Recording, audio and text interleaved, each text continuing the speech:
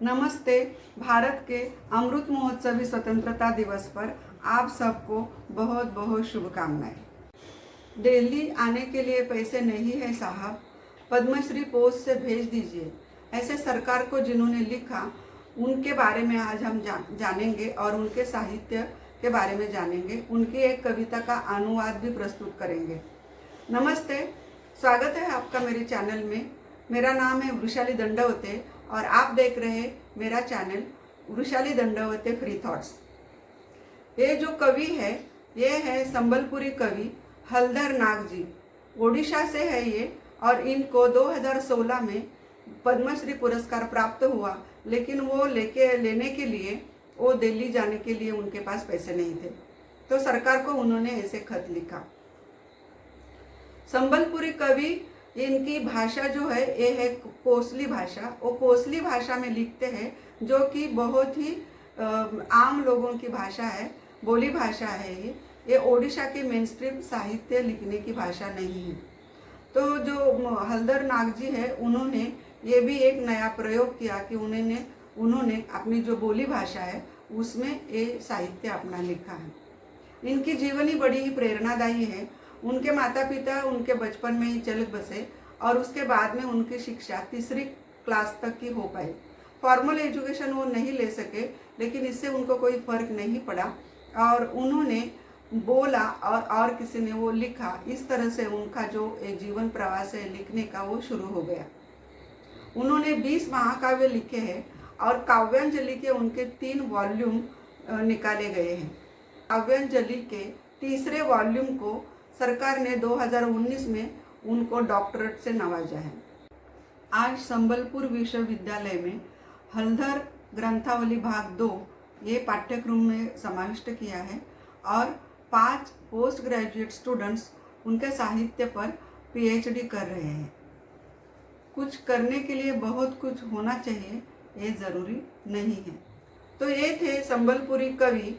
इनको लोक कवि भी कहते हैं और ओडिशा के लोग उनको लोक कवि रत्न कहते हैं। एससी कैटेगरी से आते हैं। बहुत ही सीधी सादी उनकी रहन सहन है।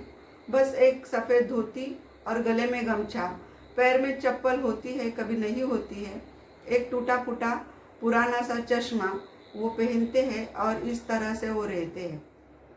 हलधर नाग जी की पहली कविता जो ओडिशा के लोकल मैगजीन में प्रकाशित हुई थी, उसका इंग्लिश ट्रांसलेशन है old banyan tree. It sees, it knows, it hears, it finds, but it speaks not a word. It stands like a mute witness with its strong arms spread outward. उसका हिंदी अनुवाद ऐसे हो सकता है, पुराना बरगद का पेड़। वो देखता है, उसको मालूम है, वो सुनता है, उसको सब पता है, पर वो एक शब्द भी नहीं बोलता। वो अपनी लंबी बाहें फैलाए खड़ा है, एक मूक गवाह बनकर। ये कविता किसके बारे में लिखी है? ये जो एक बरगद का पेड़ होता है उसके बारे में उन्होंने लिखी है। पुराना बरगद का पेड़, ऐसा हम इसको कह सकते हैं। ये बरगद का पेड़ उनके दादाजी के समय से था और उनको ऐसा उसके बारे में लगा कि ये बरगद का पेड़ कब से है और इसके शाखाओं में छोटे छोटे बच्चों ने कितने झूले होंगे, कितने प्रवासी आने जाने वाले यात्री इसकी छाया में बैठे होंगे, कितने पंछियों ने इसके शाखाओं पे अपने घोंसले बनाए होंगे और कितने ही लुटेरे उसके छाया में आके अपनी लूट बांटते हुए उसका ये गवाह बना होगा। कितने ही प्रेमिकाओं ने वहाँ पर जाके अपने एक दूसरे के लिए कस्में खाए होंगे। जो ये पेड़ है इन सारी बातों का गवाह है। अगर इसको बोलना आ जाए तो ये कितनी सारी बातें बोल सकता है। इसके पास कितना सारा कुछ कहने के लिए है।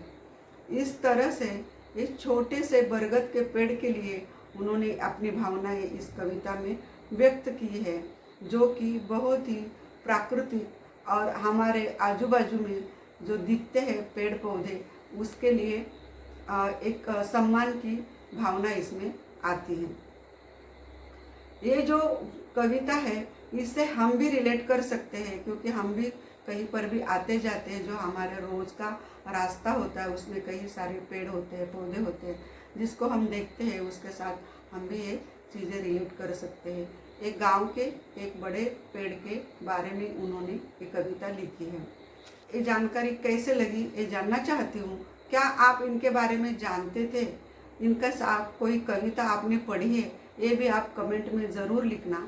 हलधर नाग जी ने जो कविताएं और जो साहित्य लिखा है उसका और एक आश्चर्य का भाग ये भी है कि ये सारे के सारे उनको खुद को मुखोद्गत है, यानी उनको जबानी याद है। ये सारा उनको अपने जबानी याद है, वो बोलते हैं। तो इस तरह से हलधर नाग जी अभी 73 वर्ष के हैं और वो ओडिशा में हैं। बहुत ही सादा सा जीवन वो जी रहे हैं। आप उनके बारे में और अगर जानना चाहते हैं तो कमेंट में मुझे ज़रूर बताइए। आज का ये वीडियो आपको कैसे लगा ये भी ज़रूर बताइए। लाइक, शेयर, सब्सक्राइब करिए और कमेंट तो ज़रूर ही करिए।